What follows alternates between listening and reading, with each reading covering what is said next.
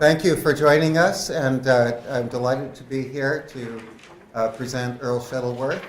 Earle was last here probably about 15 years ago when we had a colloquium on aspects of architecture particularly, but also aspects of style and various aspects of construction.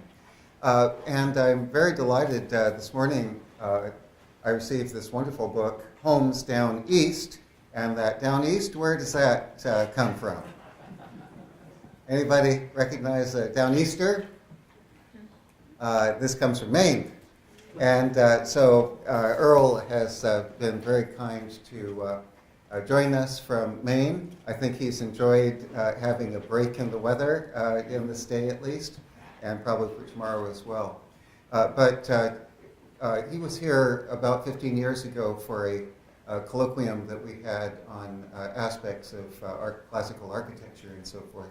And it's been a long time. We've seen each other a couple of times in the meantime, but it's wonderful to have him here at Notre Dame. Earle is remarkable in many, many ways. Not only in terms of the important work that he'll be talking about today, in terms of historical preservation, but also the kind of culture of the Maine region and the overall region of adjacent states, but also because of his precociousness. He was born in Maine and still works in Maine, and so very, very strong connection there, of course. But at 13, he was invited to be part of the Historical Preservation Society. And so that was probably the youngest age group of these esoteric kind of meetings and so forth. And it was really prompted by his upsetness as well as the general larger response to the destruction of Portland, Maine's Union Station. But that was precocious. I imagine you were the youngest among the people carrying banners around and so forth. But then that precocious kind of quality of interest in these very sophisticated questions and really political questions continued in terms of the development of the Portland, Maine Landmarks Association in '64. And then in '71, Governor Curtis at that time appointed Earle to be the first member of the board of Maine Historic Preservation Society, of which he became director in the '70s. He continues to be in that appointed connection, but he also is involved and has been involved with the Maine State House, and the Capitol site of the project of the maintenance and restoration of the State House, of the house collections, the Blaine House, and also the State Facilities Master Plan. And he was appointed state historian in 2008, and he still holds that position. So I think there's no question that he has given his all and continues to do so, and really delighted that he can be here this afternoon to further elucidate. Thank you.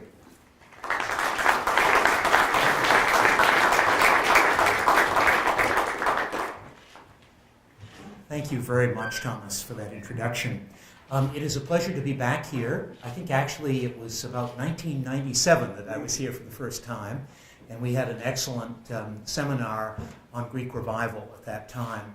And I've always looked forward to coming back again, and it's nice to tour the campus today and to see how much has progressed with the School of Architecture, and particularly with the wonderful collection that Thomas and others have developed in the historic books. As Thomas mentioned, I've been interested in historic preservation almost all my life, and this is the topic that Thomas asked me to focus on today. To put historic preservation in America in perspective, at least in the perspective of the last 50 years, think for a moment about what was happening 50 years ago in America.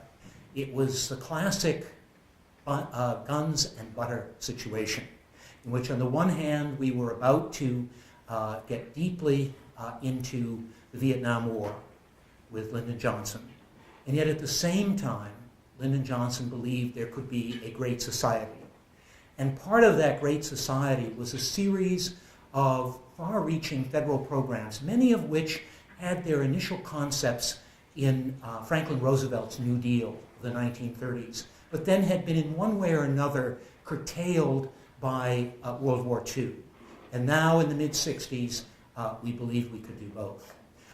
Think for a moment, 50 years ago, the passage of the acts that created the National Endowment for the Arts, the National Endowment for the Humanities, the beautification program for the highways, and within a year after that, 1966, the 1966 Historic Preservation Act. I'm particularly aware of this because as a teenager, I used to go each spring to Washington and, among other things, visit our congressional offices. Edmund S. Muskie was one of our two senators, the other being our famed woman senator, Margaret Chase Smith. And one April day, I visited Muskie's office in the spring of 1965 and was handed a draft of a bill that he was working on. And his aide said, well, we know you're interested in old buildings. Here's something the senator is doing.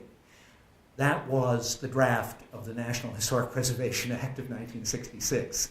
It was passed the following year, 66, and it became the blueprint, the template for everything that we have been focused on in the local, federal, and state partnership ever since in this country as far as historic preservation is concerned. And that's what I want to focus on today from the perspective of the state of Maine.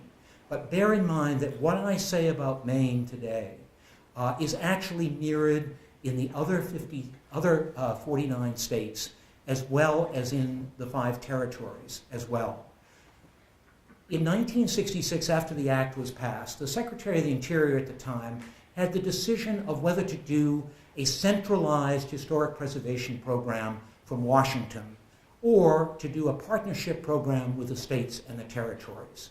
Unfortunately, the latter was decided upon, and beginning in 1969, the Department of the Interior offered the states funding, small amount at first and gradually increasing, as matching funds to create historic preservation agencies at the state level that would carry out the federal program. Now, the federal program has 8 key areas, and we'll show these areas to you as we progress with the talk today. The bottom line is what's called survey and inventory. If you don't know what you have, then how are you going to make a case to preserve it? And so the bottom line is to discover within a community, within a county, within a region, within a state, what are the historic and archaeological resources. Once you discover this, you want to make some qualitative judgments about what is significant. And what helps you to make those qualified judgments is the criteria for the National Register of Historic Places, a key element of this state-federal partnership. And we'll get into how that works. Once you have either found a building's eligible for the National Register or have gone the extra mile to actually nominate them and get them listed to the register, then something called review and compliance kicks in. And the State Preservation Office from there on in is required to review all federally funded and federally licensed projects that might negatively impact on the future of those resources. And then we have monies that come from Washington and also monies that the states have developed for the restoration of historic properties on the National Register, and easements or covenants, a way in which a state doesn't necessarily have to put money into a property, but can guarantee its future legally through a legal instrument. In more recent development of the program, 1976 on, we have had the tax incentives, and we'll show you quite dramatically in Maine how tax incentives have played a massive role in preserving large numbers of historic properties, particularly commercial and industrial properties of the past that are located in what were deteriorating areas. Finally, we have preservation planning, working with local communities to really give preservation a place at the table in the planning process, so that when a planning process takes place in a community for a highway, for a bridge, for a new shopping mall, that preservation is part of the equation that is weighed in those planning processes. And that gets us into certified local governments, which are the partnership between the state and the local governments. And finally, and the key thing of all, public education. The need to constantly teach people about their historic and architectural and archaeological past, the value of it, the meaning of it, where it is, and that they can become part of it. So those are the key elements that the federal government asked the states to partner with them on, and this is literally what we've been doing since the late 1960s under the Preservation Act. Always a little leery of PowerPoint. I'm going to push the right button. No, went the wrong way. Why isn't that working? What's up there? Okay, very good.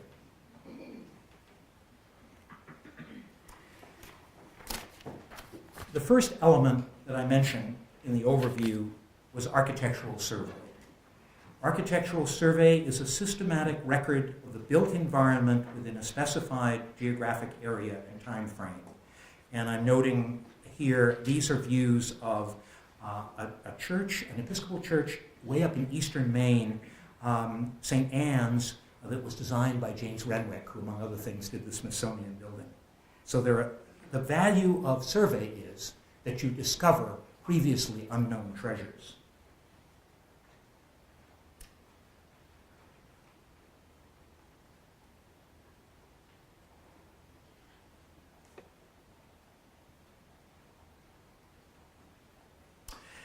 And then architectural survey is a way in which to understand the trends in building and design.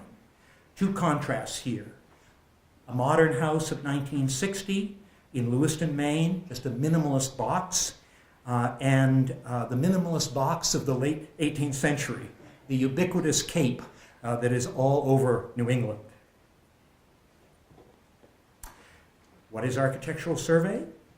A process that documents the life cycle of a property, be it a neighborhood, town, campus, ranch, or industrial complex. In other words, the concept of not just the individual building, but also the grouping of buildings when that grouping has a historical meaning or a historical purpose. And what I'm showing here is the original plan of the University of Maine campus in Orono, started with a plan by Frederick Law Olmsted right after the Civil War, and as it developed to about 1910.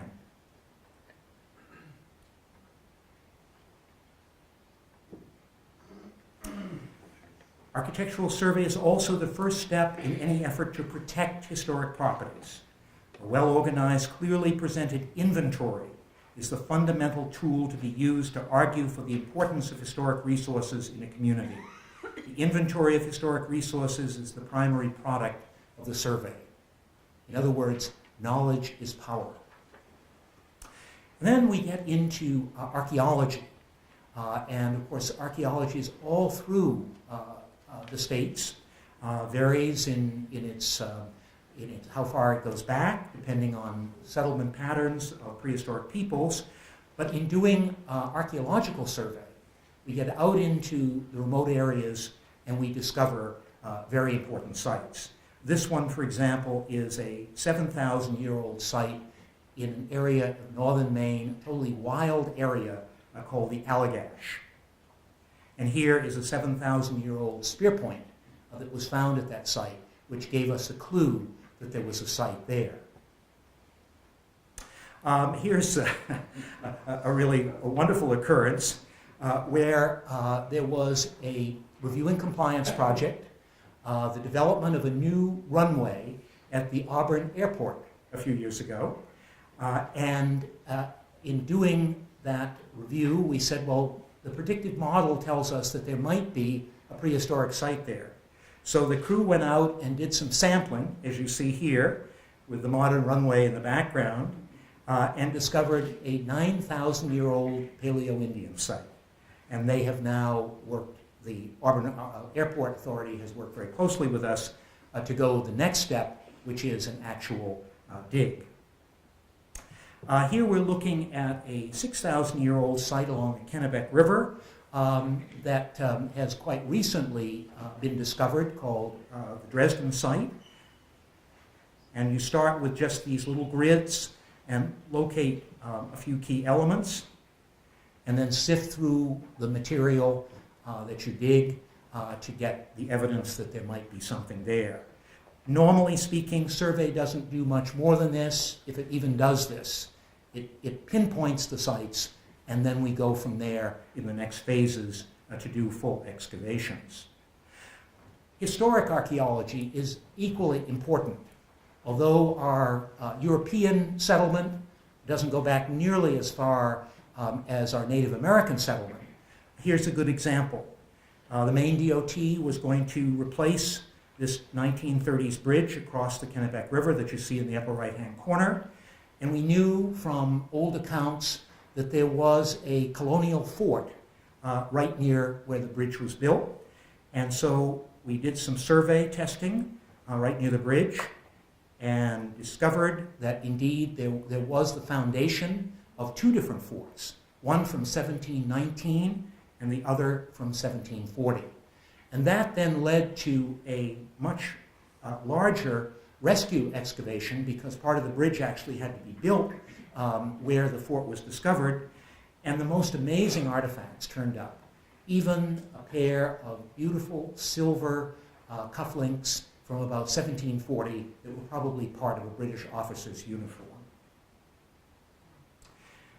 Now we move on to the National Register of Historic Places.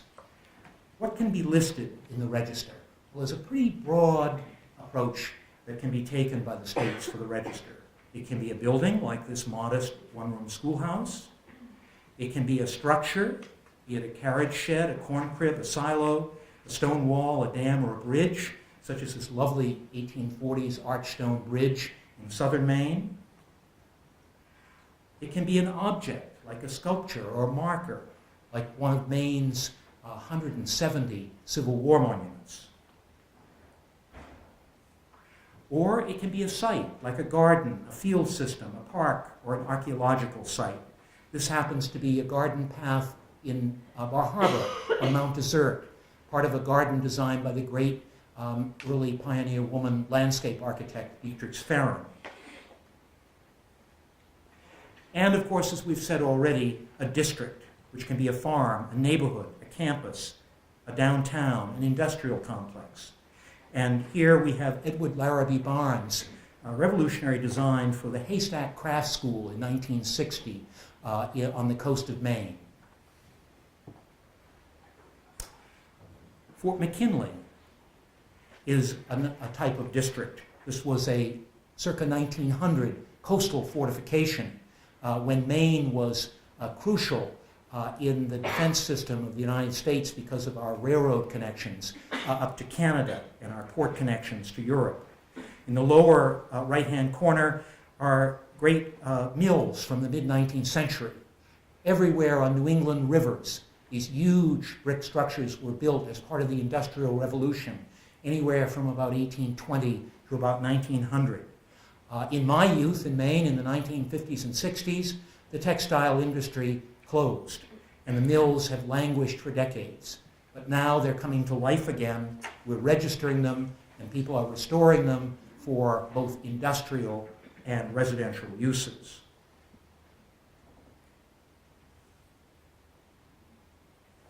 Governmental buildings at the local level, like this town hall near Bangor, our Maine State House, or our Togus Veterans Hospital, which is one of the first veterans hospitals in America right after the Civil War. There are criteria for putting structures on the National Register.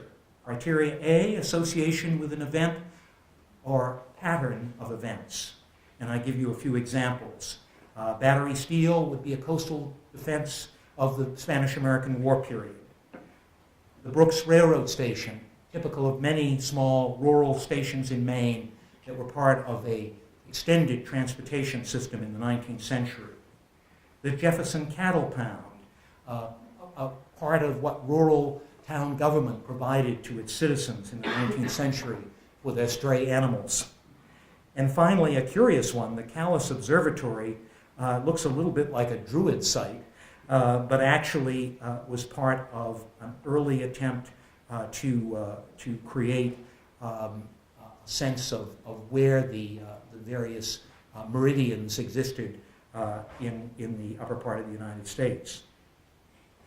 Association with a significant person, this is often how preservation in America began. The first major house to be saved was George Washington's Mount Vernon, and other important buildings associated with famous people followed. This is true in Maine. Forest Lodge at the left is the home of Louise Dickinson Rich, who's one of our authors. Chimney Farm, Henry Beston and Elizabeth Coates, another author. And this early modern house from 1948 was the home of Wilhelm Reich, who was a pioneer psychoanalyst.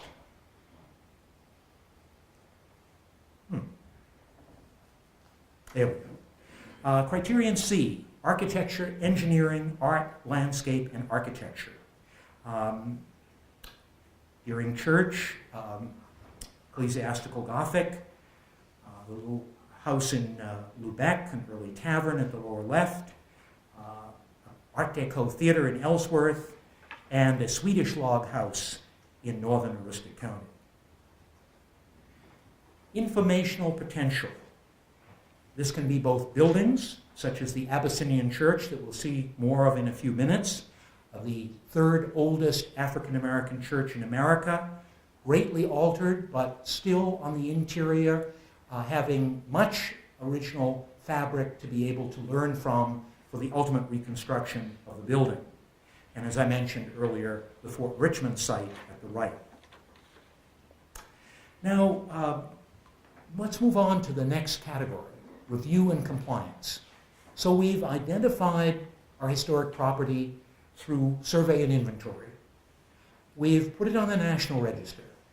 And now we're sitting in the Historic Preservation Office and using this wonderful Catholic church of about 1910 in northern Maine on the St. John River called Our Lady of Mount Carmel in Leal, Grand Isle. We test the process. A developer comes in and says, I want to put a cell tower on a hill behind this church. And we say, well, we're going to need to see what visual impact that has, because that could change the ambiance, the feeling, the context of this historic building. And note in this photograph the overhead wires in front of the building, because that becomes important. So that's the hillside. That's the hillside that's up for grabs. It could change how people feel and how they experience this building. And so we have a test made in which they figure out what the, through a conjectural drawing, what the tower would look like. The assessment is made and everybody agrees, yes, it would have an adverse impact on the experience of the church. So we go to mitigation. And mitigation means that the developer of the cell tower agrees to put the overhead wires in front of the church underground for the church. And we still build the cell tower, but we do a trade-off. And this happens every day all across the country in historic preservation. This church, by the way, and we'll be seeing a little bit more of it in a moment, is a wonderful preservation story.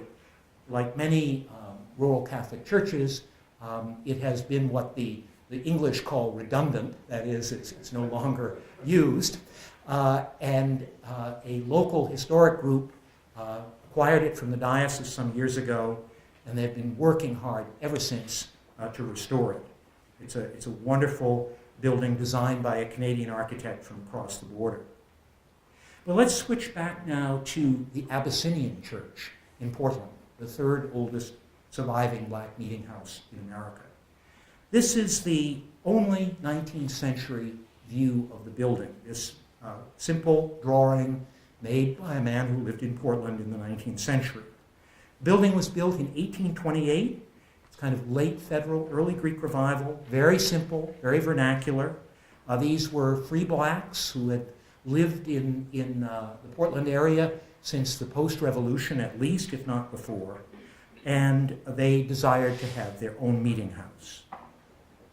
In 1917, they moved to a new church just down the street, a concrete church that still stands and actually is on the National Register, the AME Zion Church. And then the building became an apartment house, and it was radically changed. All of that exterior detail from the 19th century was taken off. It was just simply shingled, and new floors were put in. And then a few years ago, the city acquired it for a tax lien and was about to tear it down when everybody said, oh my God, this is still the building. It's still there. And we investigated it and found that there was enough internal evidence so that it could be preserved. And we're just seeing some of the stages of that. The roof trusses were taken off and restored. A temporary metal truss work was put on the roof to protect the rest of the building. And this is the roof trusses beginning to go back on. And here's a close-up of how as much original material as possible was preserved, but new material was also spliced in as well. And I'm happy to say that the Abyssinian Church is now well on its way back to being what it looked like in 1828. It has been a huge undertaking, one that required extensive preliminary research, both historical and in the actual artifact itself. In other words, what could the building itself still tell us, even though it was so altered? And indeed, it told us a great deal. The internal evidence was still there. And now we're back to Lille again, to Our Lady of Mount Carmel. And look at those wonderful angels with the trumpets on the Baroque towers. Great little building. And on the interior recently, the restoration group discovered that sometime in the 1920s or 30s, the original stenciled walls and ceilings had been covered over with a plain tin sheathing. They started to take them off, and they discovered all of these wonderful stencils. And so they've now removed all of that, and they're seeking yet another funding project. These projects are never done all at once unless you're John D. Rockefeller in 1926 restoring Williamsburg. It just doesn't happen this way. It happens incrementally, and it happens with tremendous sweat equity on the part of people who undertake these projects. But by the same token, they do ultimately get done. One of the signature buildings, of course, of the Maine coast is lighthouses. And while I hate to admit it, we don't have quite as many lighthouses as some of the Great Lakes states. We have about 65 to 70. And over the years, there have been various programs to restore lighthouses. Most of the lighthouses in the 1980s, 90s, and early 2000s were sold or given by the Coast Guard to nonprofits or to private individuals with easements or covenants that the Preservation Commission, my agency, holds to make sure that their future preservation will be assured for the public. And over the years, these groups and individuals have raised large sums of money to restore them. This is the Pemaquid Light Tower on Mid-Coast, Maine, 1858, getting a masonry restoration. And here's the work afterwards. The grouting done on the rough stone masonry, and then this sort of mastic kind of whitewash cement added over the stone to protect it. And this was the original treatment in the 1850s. And here, another of the early lighthouses. This is the Wood Island Light off Biddeford in southern Maine.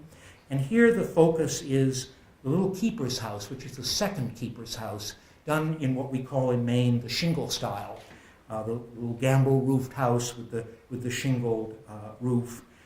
This was a very popular style for summer cottages, but the Coast Guard also adopted it for the homes for the keepers. And the group has this lighthouse, and they are doing a beautiful job of taking that keeper's house back to its early 1900s appearance.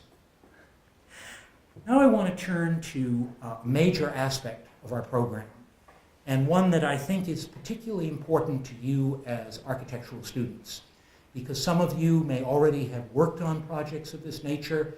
Many of you, as you go into firms, particularly if they specialize in historic preservation, will be doing what are in the vernacular called Tax Act projects. As I mentioned, the Tax Act, it's the vernacular for it, was passed initially in 1976. The theory was to put old construction, the rehabilitation of old construction, on an equal footing with new construction, or at least to try to more even the playing table. And that has been a tremendous success since 1976. In 1986, when all the other tax credits in a major tax reform package in Washington were stripped away, the preservation tax credit was maintained. And it has continued to be supported in a bipartisan way. And many of the states, including Maine, have added an additional state credit as well. We're looking here at a 19th century photograph of very early commercial buildings on Water Street in Hollowell, which is a little river community in central Maine, actually where I live. And the block at the right was built in 1804. In just a few years ago, it had a very bad fire, and everyone in the community despaired that the building would have to be taken down. And they not only despaired because it was one of their oldest buildings, but also because it was their best restaurant. And I don't know which was more important, but anyway, probably the latter. Fortunately, a very progressive and committed developer stepped up, bought the building from the old owners who could not tackle the process of restoring it, and went forward with the tax credit. And here is the building today. Now you can tell where the old brickwork on the left is and where the restored brickwork on the right is. Clearly there's a change in color, but the form is there, the design is there, the character is there, and the building lives on as part of a very important streetscape. And so does Slate's Restaurant. And I'll give you a hint. If you're in Hollowell, this is a place to go. Many of the historic downtowns in Maine were placed on the National Register very shortly after the passage of the 1976 Preservation Act, because we knew instinctively that, the tax credit of 76, we knew instinctively that one of the key purposes of this was to encourage investment in the redevelopment of obsolete commercial and industrial properties. Here is the main street of Rockland along the mid-coast about 1880, a thriving Victorian downtown. Up until a few years ago, Rockland was a dying downtown, but to a large degree because of an arts renaissance brought about by the expansion of the Farnsworth Art Museum into the downtown and the creation of the Wyeth Family Center. Suddenly people wanted to come to downtown Rockland as they had not wanted to for decades. And suddenly empty Victorian buildings were bought and transformed. And this one on the ground floor initially opened as a high-end clothing shop and has now moved on to be a restaurant. This happens not only on the more affluent coast of Maine, but also in the inland communities as well. Here we're looking at the Norway Opera House, the signature building of a downtown in a small rural Western Maine community. This building was the pride of the community when it was built in 1894 with its clock tower, rebuilt after much of the downtown had burned. But in ensuing decades, the building had gotten into a precarious situation and condition. Here's an example of the cornice work just totally deteriorating. And so again, the work of local people came into action. They found a developer who was willing to buy the building. The town actually helped with certain subsidies and support, and the tax credit was used, and the building is back in service again. It's a lovely Romanesque building by a Gardner architect named E.E. Lewis. The mills I've mentioned before.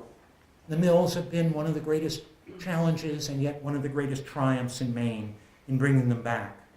Biddeford, Saco, and Lewiston, Auburn were the two great industrial areas, followed by Waterville, all of them using river power. This is the complex at Biddeford, mills built in the mid-19th century. Much of the textile in these mills, for example, was used during the Civil War for blankets and uniforms. And now developers have bought these empty relics, stripping away the excrescences and the additions and turning them into hotels and housing, such as we see here, all under the tax credit. And here's an interior of one of the Biddeford mills in the days of child labor. This is probably one of the more humane places in the mill. This is the packing room. They're packing flannel cloth. But you see the little boy in his suit along with the other workers. And when these mills are readapted, the great spaces, of course, must go for housing or other purposes, maybe incubation of new industries or businesses. But because of the tax credit program, essential features are maintained, such as the construction systems, which are still exposed in the hallways. Here's Lewiston, built between 1850 and 60, became the 7th largest textile manufacturing center in New England by the Civil War. Great rows of mills between the Androscoggin River on the right and the canals. And yet, like Biddeford, these buildings were emptied of their equipment in the 50s and 60s and languored for decades, and now are being bought, additions stripped away, brickwork being restored, and in this case, moderate income housing going in. Another quick example, a lovely Greek Revival style mill in a little town called Berwick in southern Maine, built in 1862. It kind of belies, it's a very late building for the Greek Revival in Maine. Here's a 19th century view of it. Here it is as an empty factory. It was built actually to manufacture blankets for the Union Army. And here it is as housing. This large, challenging building was a dormitory for the Bangor Theological Seminary, built in 1835, beautiful late federal early Greek Revival building. The seminary moved to a new location. The building was empty. There's the building, called Maine Hall, designed by local architect named Charles H. Pond in 1835. And now it's moderate income housing. Churches are particularly challenging to us all. This is the Chestnut Street Methodist Church of the mid-1850s in downtown Portland. Beautiful Gothic Revival church by the local architect Charles A. Alexander, a combination of brick and brownstone trim.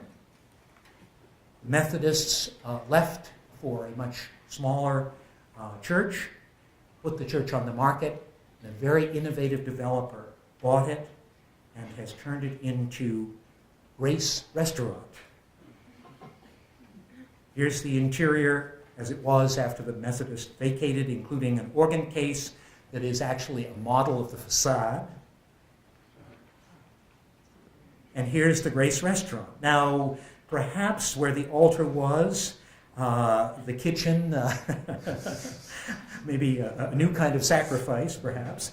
But nonetheless, the building is there. All of the original features are there. It just has a new use. The great thing about these tax credit projects is they're designed to be reversible. So 25, 50 years down the line, if these buildings are still here and a restaurant doesn't work, housing doesn't work, we haven't destroyed the essential features of these buildings. They can be reversed and brought back in some other way with the original features still there.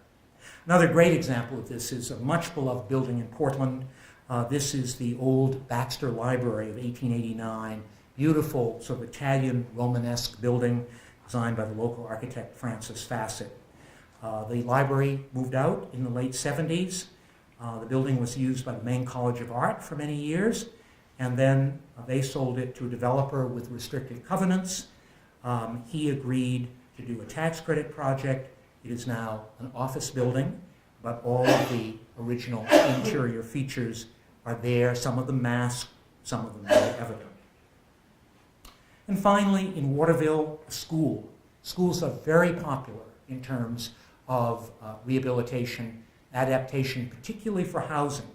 It seems as though the size of old classrooms is just perfect for the size of maybe a one-occupant apartment for an elderly complex.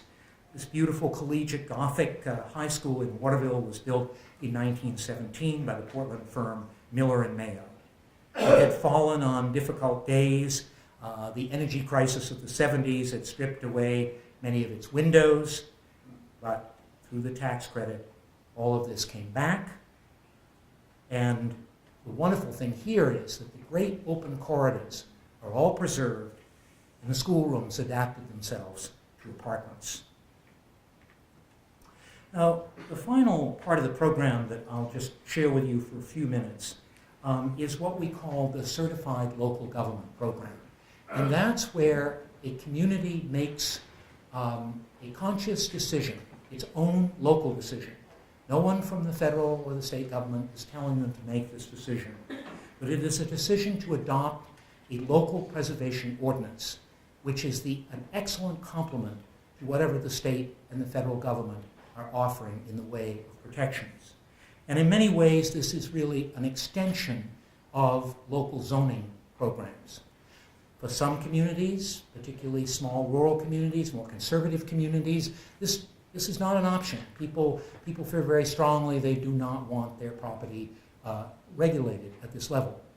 But for others, and in Maine we have 10 communities that have opted for the Certified Local Government Program, where their ordinances are of such a sophisticated level that they will meet the federal standard and they can participate in the program. And it means that each year these communities get a small amount of federal money if they apply for it through our agency in Augusta in order to carry out local preservation programs. Here in Bangor, which has one of the first comprehensive ordinances in the state, 1977, we just have an example of what their local preservation board does. They create information, educational material for the public so that people will understand what this is. So oftentimes people shy away from preservation because they just haven't had it explained to them. And so this is part of what we try to do. And part of that literature includes this wonderful map that shows all of Bangor and where both the National Register and the local historic districts are located, as well as the individually listed register buildings and local landmarks. Saco is another city that has adopted a very fine preservation ordinance and has designed guidelines that are disseminated to the general public in this format. And then Portland, my native city, where I started out in preservation as a youngster, has made tremendous strides in the last 50 years. They have an excellent local historic preservation board. after years of lobbying the public and the city government. And they now have a very sophisticated program that even undertakes to identify and try to protect areas that one could never have imagined might be considered, such as Congress Street, which is the old commercial district, very much a mixture of both significant buildings and what we call intrusions or non-qualifying buildings. And so indeed, this is a map of that old commercial district in the very heart of the downtown, where there is a local as well as National Register district now. And the city of Portland, like some of the other communities, does these excellent public publications.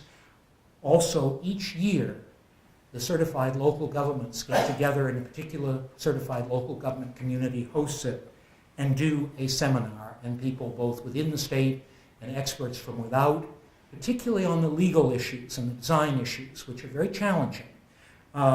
They come together and talk for a day and hopefully go away with further understandings as they return to their local communities and carry out their civic duty on these local preservation boards.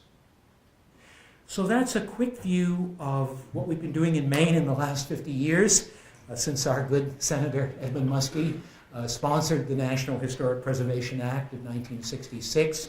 And to give it perspective, again, I would only say that what I've shared with you today is replicated in every state and territory across the nation. It is, I think, a very rich and exciting rediscovery at every level of the value of our cultural heritage, our cultural resources. And I would urge you to be part of that process in one way or another. It might be that you will, as I mentioned at the beginning, be part of an architectural firm that actually does tax credit projects or helps private homeowners to restore their buildings. But think also, with your knowledge of design, with your knowledge of aesthetics, what you could lend in the future to a local historic preservation board, whether you're in the middle of New York City or whether you're in a rural community in the Midwest. That is a valuable contribution.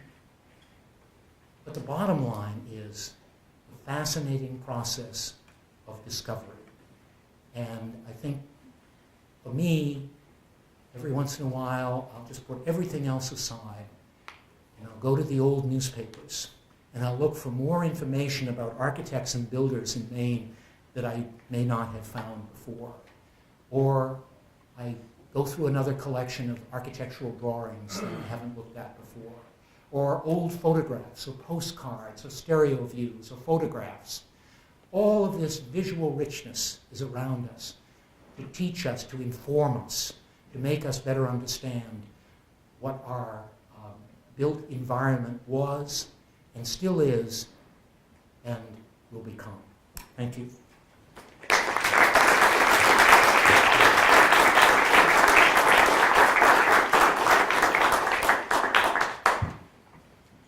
We accept some comments? Oh, sure, absolutely. Questions? Good question. Yes, sir. What's the rule, 40 years or 50 years that it has to be? 50. 50. Yes. It's about 50 years old now. Yes. Much of the impetus behind the preservation movement in the early years was against modernism. Yes. If we could keep modernism out, we could keep it out perhaps by preserving the old stuff.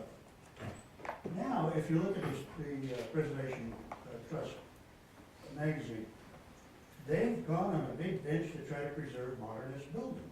It's true. How does this correspond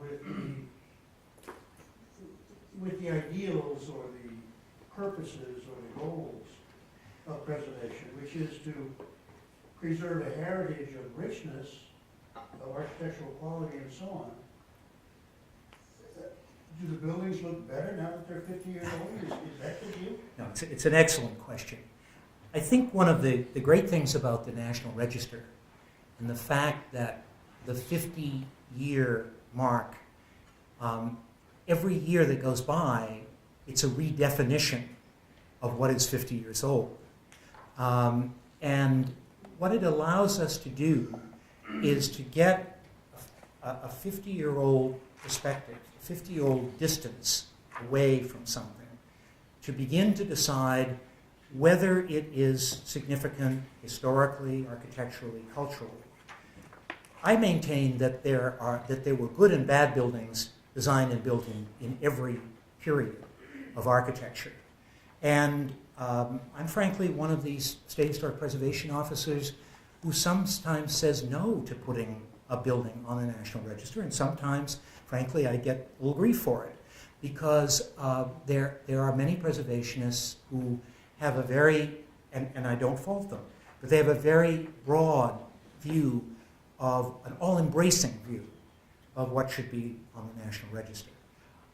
To a large degree, I buy that. But I also think that if the National Register is to mean something, if it is to have integrity, if it's to mean something to the man on the street, or say the politician who you're trying to convince to fund this program in Washington in the future, then you have to have some kind of qualitative process to decide what goes on the National Register. Not everything that's 50 years old should go on the National Register.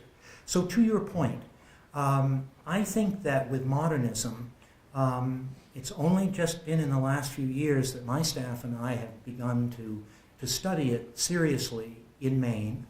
We have a few buildings that we do feel have great, lasting value that we have nominated, maybe 3 or 4, like the Edward Larrabee Barnes project, which actually is a fascinating landmark in not only Maine architecture, but in the neo-shingle revival, in that it's one of the first buildings, major buildings in America, where the architect decided to go back to the aesthetics of the shingle style, natural materials, simple forms, in a coastal setting. Much of what Olmsted and Richardson and Emerson and people like that were trying to do in the 1880s. But the point is this.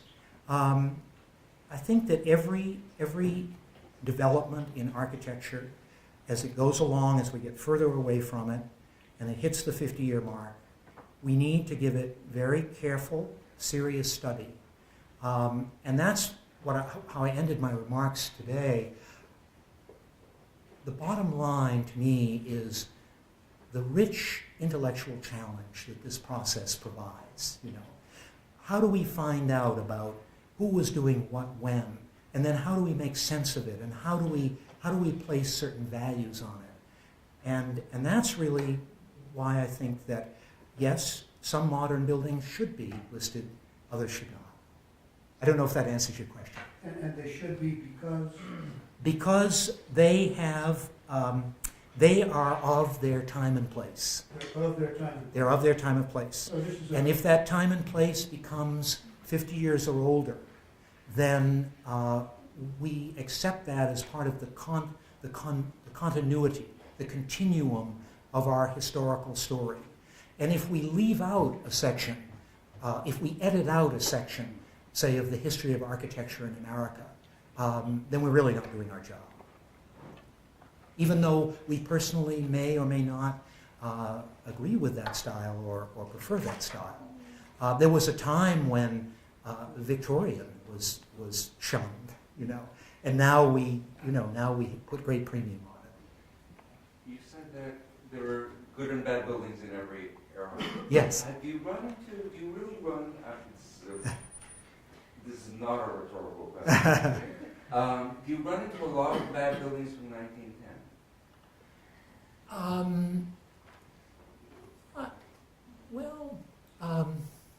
mean, a few. I'm thinking, I don't mean to dodge the question, I'm thinking we probably haven't done a lot with buildings in 1910 in Maine, other than the obvious grand ones, Because they're kept.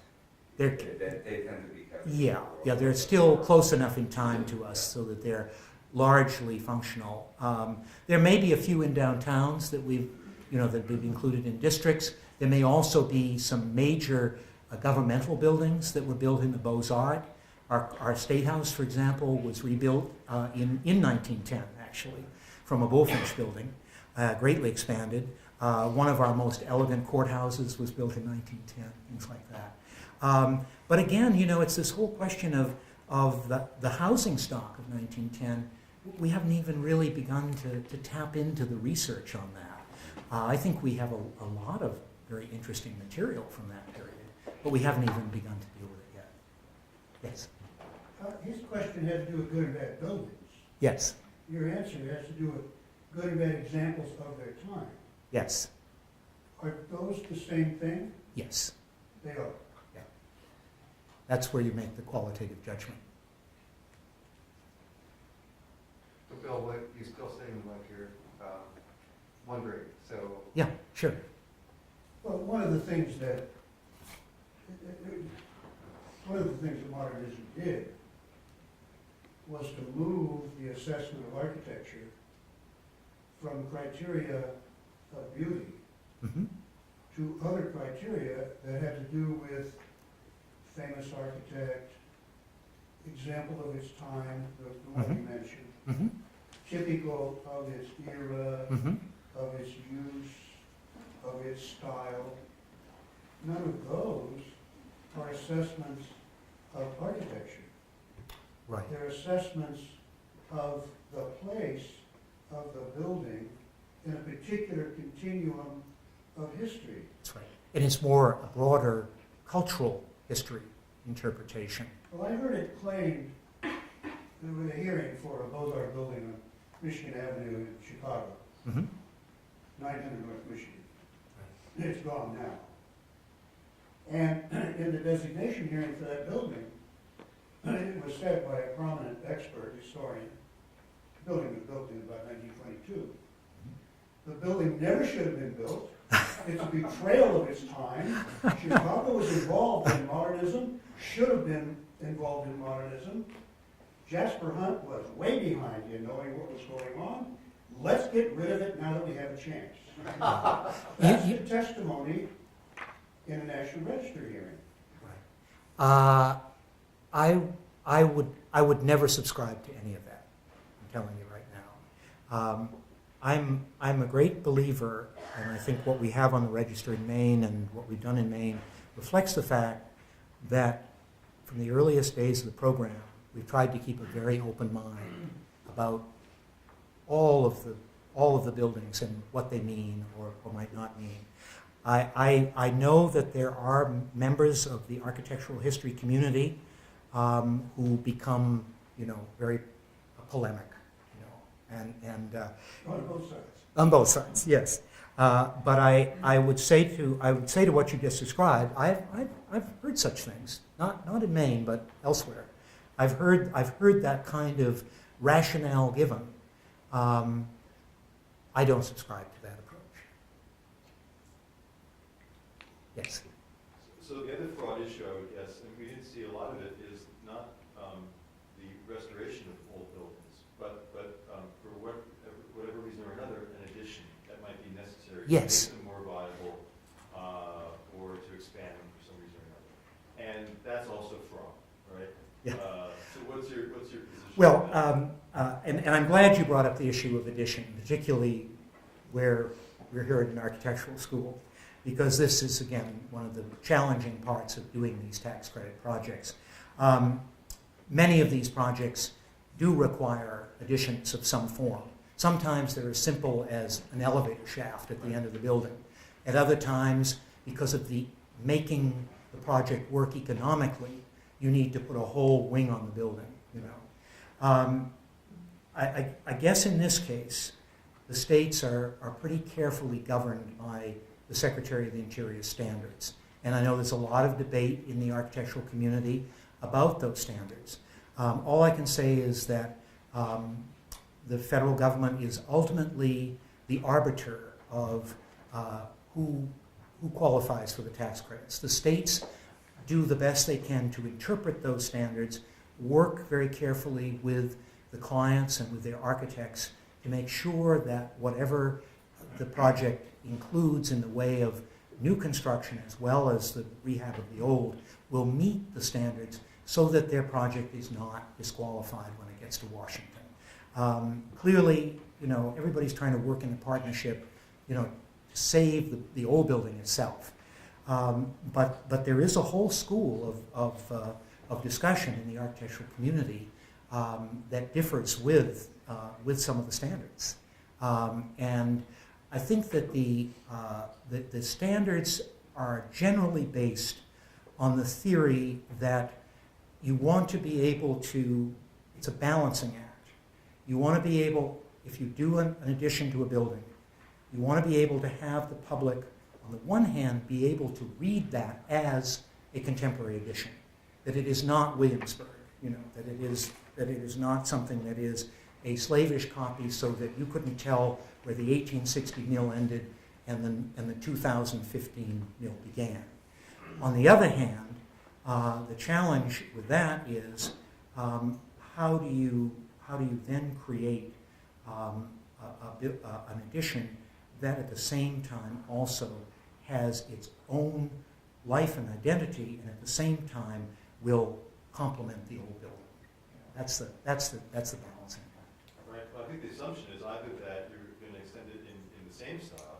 Yes. Or in a, whatever this word means, in a contemporary style. Yeah. But it's also possible to imagine a Gothic church getting a classical addition, which would both be distinct from the original building Mhm. and at the same time historically, well, in some way or another, potentially sympathetic, or at least part of an architectural character that's more in sympathy with the original building than an abstract modernist edition.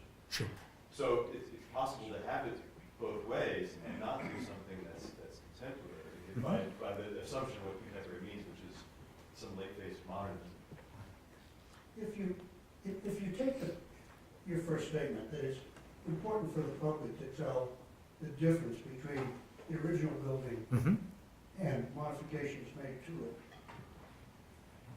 should the same be clear in the United States Capitol? Well, Should there be big lines drawn around with dates so that the public can know? No. Or is it important to have a building that gets better every time something is done to it? mm-hmm. Mm-hmm. Even if it's a commercial building on one of Sure. your central Maine towns? Sure. No, I think your point is well taken.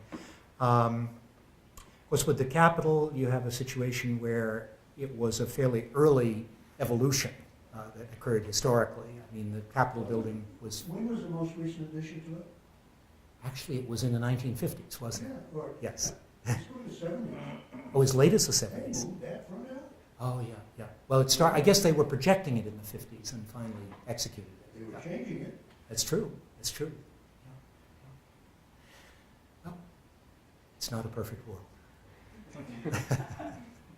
Yes. I guess moving out of the theoretical realm, I'm interested to know what effect the placement of the Abyssinian Meeting House on the 11 most dangerous list for, I think, 2014. Right. What did that do? Did that ramp up the efforts, or was it noticeable? Well, what Cameron is referencing is that both the National Trust, from a national standpoint, and Maine Preservation, which is our statewide preservation organization, have maintained and issue each year lists of the 11 most endangered properties. Now, why it isn't 10, I don't know, but 11 is maybe catchier.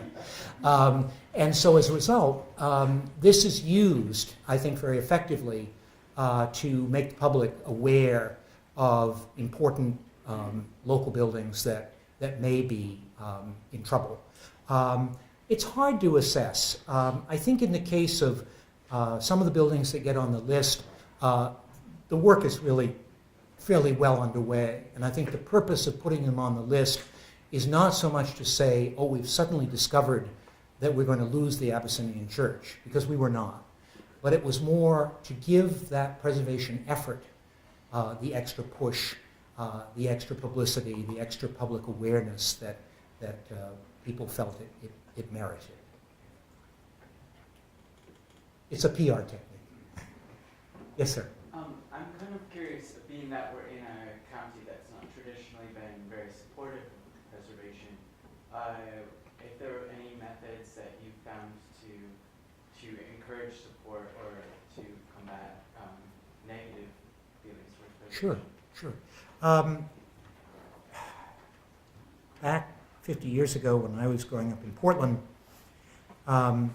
Portland was not a very friendly community to historic preservation.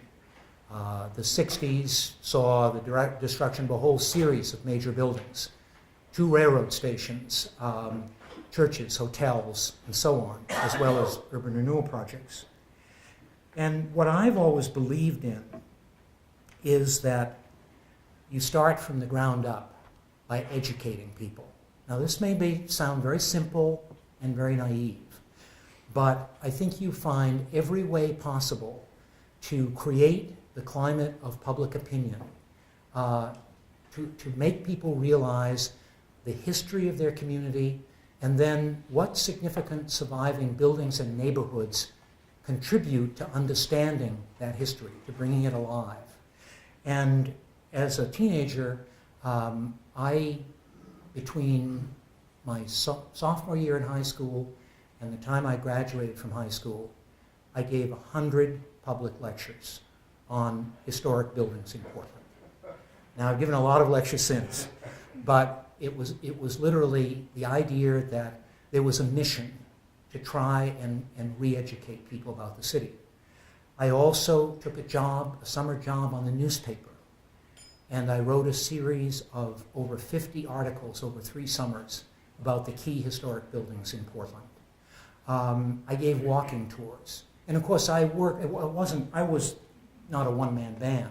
We were also developing a very effective local historic preservation organization called Greater Portland Landmarks that just celebrated its 50th anniversary. And so on down the line. But it does show that, and I'm not, patting myself on the back, it's just simply that if you care, one person can make the difference. And then you find other people of like minds and you band together and you define the message and then you get it out there, And then you can make public opinion change. And this is what this country is all about. It's not perfect, but there's still a little flexibility left in the system. Yes, sir. Just on the same token of difficulty with public opinion and stuff, what can be done in a situation where you talked a lot about working with when there's a developer involved, working with them to maintain what is necessary to be maintained under these tax credits. But in the case where a developer is developing a site of historic value and then on top of it the government agencies don't see any value in preserving whatever historic structures might be there, what can be done at that point? I've witnessed this happen several different times. Well, I think what you do first is you educate yourself about the system at the local, state, and federal level. You ask in the respective community in which the project is taking place, does that community have a local historic preservation ordinance? Maybe it does, maybe it doesn't. If it does, you automatically have a leg up because you have some kind of local structure that may or may not affect this property, but at least you need to know about it. Then you need to talk with your state historic preservation office and find out what they know about the building. Has it been found eligible in a survey for the National Register? Is this developer or this community that he is involved with in some way getting a federal grant, which would trigger a review by the State Historic Preservation Office? I mean, the involvement in the federal government of projects at every level is amazing. And it may be as simple as something you would never imagine. Not necessarily a big money grant, but it might be that project, because it's in a particular location, it has to be reviewed by the Army Corps of Engineers because it's near an estuary, or it may have to be reviewed by FEMA for some reason. I mean, it's just, we review in Maine between 2,500 and 3,000 federally funded and federally licensed projects in a given year, of which about a third are with the Department of Transportation.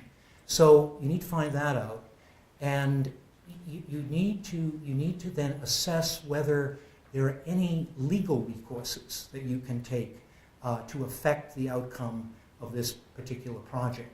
Now, you may not always be popular when you discover such a legal resource, but hey, if you believe in what you're doing, well, then you're going to follow through. And then, hey, if that doesn't work, you need to find out, is there a local preservation group, maybe separate from the community, separate from the governmental structure, that might listen to your case and support you in public hearings. Ultimately, everything in America is local. It has to go through a local planning board. It has to go through a city council. And sometimes you can change the course of things at that level, as well as at the state or federal level. But not to be repetitive, but learn the system and then use it. Yes, sir. Okay, I may have missed this, but is there any action on like buildings that are built today that clearly represent the past and present, like cultural identities of a place? And I guess that relies more like the question relies in: are we in a better position to judge the cultural values of a building of other generations, or are we in a better position to judge the cultural values of our own generation? That's a good question, and I'd like others to maybe comment on that. Generally speaking, I think, as I've mentioned earlier, I think we're in a better position to judge something from the distance of time, and that's certainly why the federal government uses the yardstick of 50 years. But that's not to say that there aren't buildings built today or relatively recently, which, for whatever reason, it may be they were groundbreaking in introducing new technologies to construction, or it may be that this is just clear and above, the best solution to a particular design problem that we have come up with, or whatever. Any number of reasons. We may want to be concerned about that building before it is 50 years old. Now, I'll give you an example. There are a couple examples in Maine.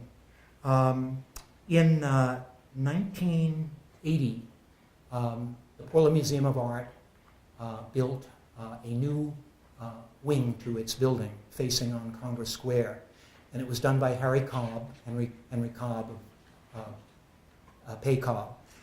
And it was one of the first major statements, at least in Maine, of postmodernism, in that Cobb was very sensitive to using traditional forms in the traviated granite first story of the building was a cue from the traviated granite Greek Revival buildings of the waterfront in Portland.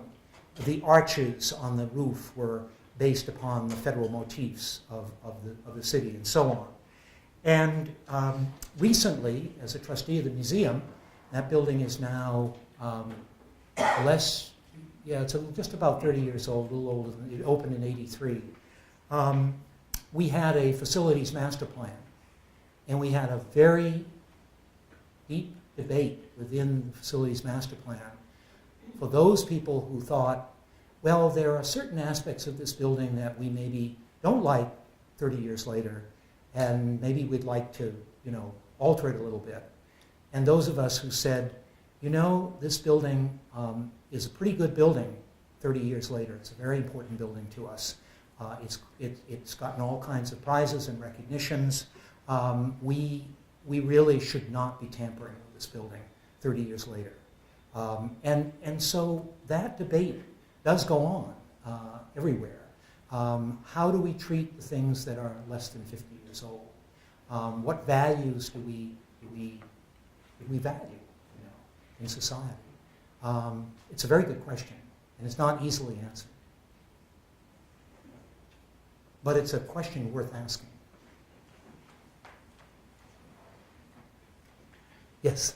I was in a 106 meeting with some federal people in Chicago. Schoenhofer's really the director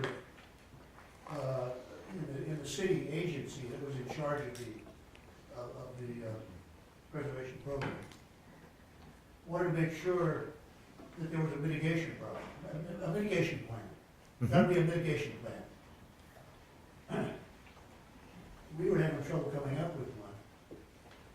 And I said, Harry, what's your mitigation plan? Oh, knock it down.